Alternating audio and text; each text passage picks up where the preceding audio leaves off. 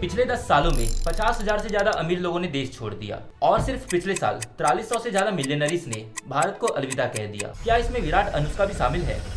ये वो लोग हैं जिन्होंने इंडिया में करोड़ों कमाए, बिजनेस खड़ा किया, जॉब्स दी, लेकिन आज वही लोग देश छोड़कर जा रहे हैं। सवाल ये है कि क्या कमी इन लोगों में है या फिर हमारे देश में? हाई टैक्सेस, पॉल्यूशन, घटिया एजुकेशन सिस्टम और अनस्टेबल पॉलिसीज की वजह से भारत आज गरीबों का देश बनता जा रहा है।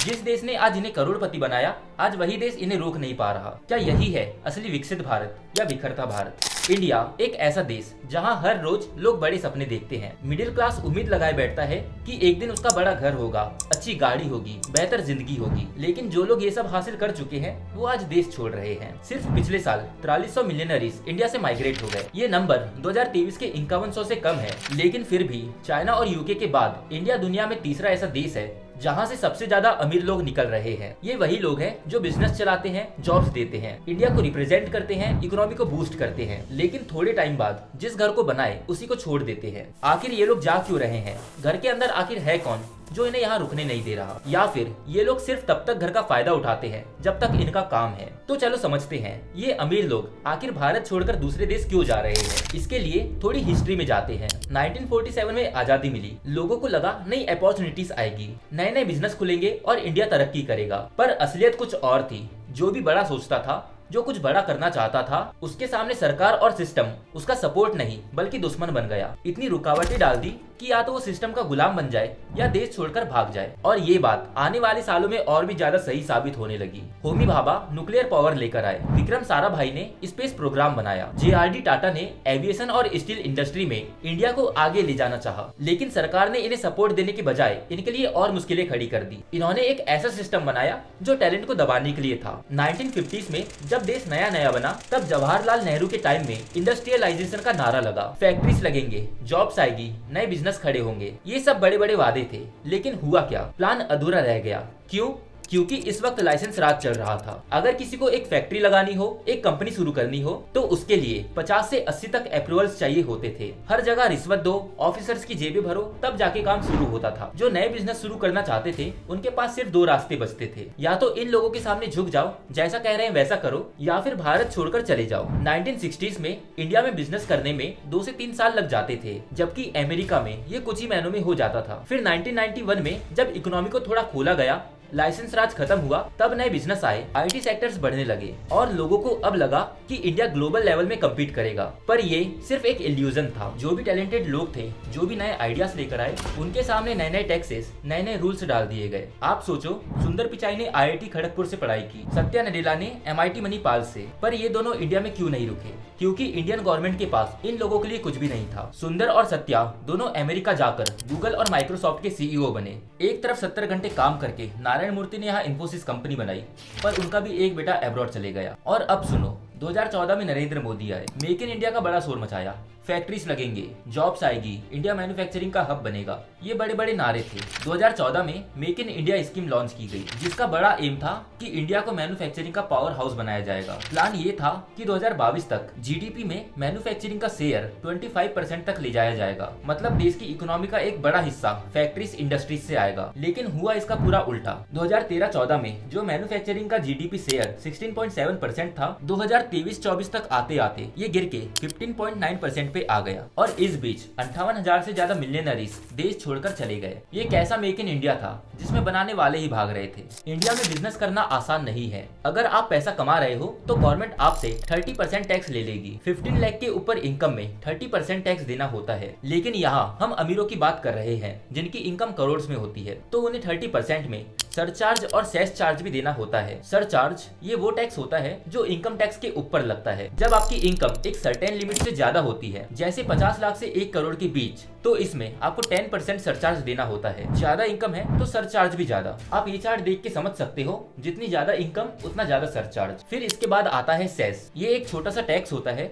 जो इनकम टैक्स और सरचार्ज के टोटल में लगता है। ये टैक्स 4% होता है जो कि सभी के लिए होता है, चाहे फिर आप जितना भी कमाओ, जो कि हेल्थ और एजुकेशन सेस के नाम से गवर्नमेंट के पास जाता है। अगर कोई 1 करोड़ कमाए तो यहाँ टोटल 33-34% के अराउंड गवर्नमेंट टैक्स लेती है। वहीं 5 करोड़ के ऊपर की इनकम में ये 40% तक पहुँच जाता है। इसे कंपेयर करो दूसरे देशों से तो ये काफी ज्यादा है। सिंगापुर में मैक्सिमम टैक्स 24% है और यूएई में ना के बराबर। अब एक सिंपल एग्जांपल लो अपने ऊपर से। मान लो इंडिया में तुमने 1000 रुपए कमाए, जिसमें गवर्नमेंट तुमसे 40% टैक्स यानी 400 रुपए लेती है। वहीं इन पैसों को तुम सिंगापुर में कमाते हो, जहां गवर्नमेंट तुमसे 24% टैक्स यानी 240 रुपए लेती है। तो अब तुम ही बताओ, तुम किस देश में रहना पसंद करोगे। बिनी बंसल ने फ्लिपकार्ट बनाया, इंडिया को ऑनलाइन शॉपिंग सिखाई, लेकिन 2018 में वॉलमार्ट को बेच दिया और सिंगापुर शिफ्ट हो गया। इससे यहाँ की पहली प्रॉब्लम पता चलती है, जो कि है हाई टैक्स। दूसरा मेजर प्रॉब्लम है यहाँ की लिविंग कंडीशन। यहाँ रहना एक स्ट्रगल करने जैसा है। Pollution, traffic problem, education, privacy, ये सब भी मेजर प्रॉब्लम हो सकती है। दिल्ली, मुंबई, बेंगलोर या इवन तुम अपने शहर का भी एयर क्वालिटी इंडेक्स देखो तो तुम्हें 100 के नीचे नहीं मिलेगा। इंडिया का एयर क्वालिटी इंडेक्स जनरली 100 से 200 के बीच ही रहता है। वहीं कुछ सिटीज में ये 200 से भी ज्यादा पहुंच जाता है, जो कि पुअर, अनहेल्दी, सेवियर जैसी कैटेगरी में आता है। यानी हर रोज यहाँ सांस लेना भी हेल्थ के लिए खतरे से खाली नहीं है। ट्रैफिक इशू की बात करें तो यहाँ 10 किलोमीटर का डिस्टेंस कवर करने में 1 घंटा लग जाता है। एजुकेशन और प्राइवेसी का भी कुछ इसी तरह हाल है। शायद यही रीजन हो सकता है विराट और अनुष्का के इंडिया छोड़ लंदन जाने का। अब देखो, इस बात का ऑफिशियल कंफर्मेशन नहीं है कि Virat Anushka permanently London shift हो गए। हो सकता है ये सिर्फ एक र्यूमर हो, लेकिन अगर लॉजिकली सोचे तो ऐसा करने का रीजन यही हो सकता है। अब तीसरा रीजन देखो, जो कि सबसे फ्रस्ट्रेटिंग है। रघुराम राजन 2013 में आरबीआई गवर्नर बने, जब इन्फ्लेशन 10% के आसपास था। खाना पीना, पेट्रोल सब कुछ महंगा था। रूपी भी लगातार वीक होता जा रहा था। ऐसे में आते ही राजन ने रेपो रेट बढ़ाया, इन्फ्लेशन को 4 से 5% तक ला दिया, रूपी को स्टेबलाइज किया और बैंकिंग सेक्टर के एनपीए प्रॉब्लम को ओपनली एड्रेस किया। रघुराम राजन जो भी एक्शन लेते थे वो ये नहीं देखते थे कि इससे गवर्नमेंट को प्रॉफिट होगा या फिर लॉस। जो इंडियन इकोनॉमी के लिए सही था वही करते थे। लेकिन जैसे ही उनने पॉलिटिकल इंटरफेरेंस के खिलाफ स्टांस लेना शुरू किया, गवर्नमेंट को ये चीजें पसंद नहीं आई। सुब्रमण्यम स्वामी जैसे बीजेपी के नेता इन पर पर्सनल अटैक करने लगे। एंटी नेशनल बोलकर उनकी इमेज खराब करने की कोशिश की गई। प्राइम मिनिस्टर को लेटर तक लिख दिया कि राजन को निकाल दो। ये तो ठीक ही था, लेकिन जब 2016 में राजन का 3 साल का टेन्योर खत्म हुआ तो यहाँ गवर्नमेंट ने इन्हें एक्सटेंशन तक ऑफर नहीं किया। इसके बाद ये यूएस चले गए। फिलहाल ये यूनिवर्सिटी ऑफ शिकागो के फाइनेंस प्रोफेसर हैं। ठीक इसी तरह उर्जित पटेल का भी यही हाल था। 2016 में गवर्नर बने। इनिशियली इन्होंने गवर्नमेंट के साथ सॉफ्ट टोन मेंटेन की, लेकिन जब गवर्नमेंट आरबीआई के 9 लाख करोड़ रुपए के रिजर्व पे हाथ डाल रही थी, ये वो पैसा है जो आरबीआई इमरजेंसी के लिए रखता है, इकोनॉमी को संभालने के लिए। तो यहाँ गवर्नमेंट बोली हमें फिस्कल डिफिसिट कवर करना है, हमें ये पैसा दो। फिस्कल डिफिसिट ये वो होता है जब गवर्नमेंट के पास जितना पैसा आता है टैक्सेस या फीस से, उससे ज्यादा वो खर्च करती है रोड, स्कूल सब्सिडीज में या फिर किसी और चीज में भी। मतलब इनकम से ज्यादा खर्चा, ये गैप ही फिस्कल डिफिसिट है।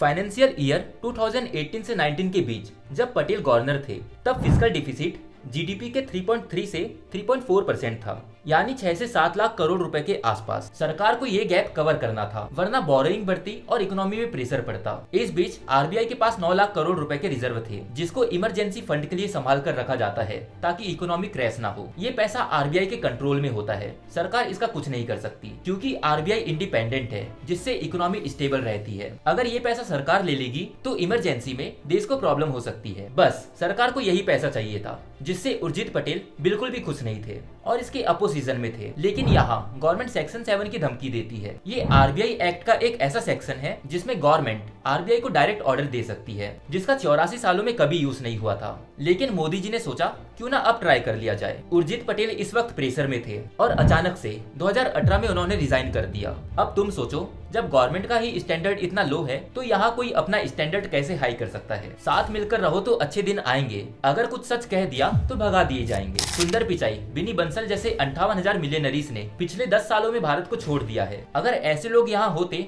तो सोचो कितनी कंपनीज और कितनी जॉब्स क्रिएट होती। एक अमीर आदमी के जाने से कम 10-15 हाई वैल्यू जॉब्स खत्म हो जाती है। इससे स्टार्टअप बंद हो रहे हैं, फैक्ट्रीज रुक रही है और सबसे बड़ा नुकसान मिडिल क्लास के सपनों का हो रहा है। इंडिया का जीडीपी अभी 6 से 7% के आसपास है, लेकिन अगर अमीर लोग ऐसे ही माइग्रेट होते चले गए तो जीडीपी 5% के नीचे गिर सकती है। तो जो सपने थे, एक अच्छा घर, एक सिक्योर नौकरी, वो सब रिस्क में पड़ जाएंगे। इसका सॉल्यूशन है कि हाई टैक्सेस को कम करो। अगर टैक्स स्लैब को 25-30 के रेंज में भी डाल डाल दिया जाए तो इंडिया ग्लोबली कॉम्पिटिटिव बन सकता है। दूसरा है पॉल्यूशन। दूसरे देशों से सीखो कि वो पॉल्यूशन कैसे कंट्रोल करते हैं, उसके लिए स्ट्रिक्ट लॉस एंड रेगुलेशंस बनाओ। टाटा या रिलायंस जैसी बड़ी कंपनीज को इंसेंटिवाइज करो कि वो clean air technology, green infrastructure में इन्वेस्ट करे। पॉल्यूशन सिर्फ हेल्थ क्राइसिस नहीं बल्कि ये इकोनॉमिक माइग्रेशन का बड़ा इशू बन रहा है। पॉल्यूशन, करप्शन, एजुकेशन जैसी चीजों में ध्यान दो कि इन्हें कैसे सुधारा जा सकता है। इनके सॉल्यूशन के ऊपर अलग से वीडियो बन सकती है।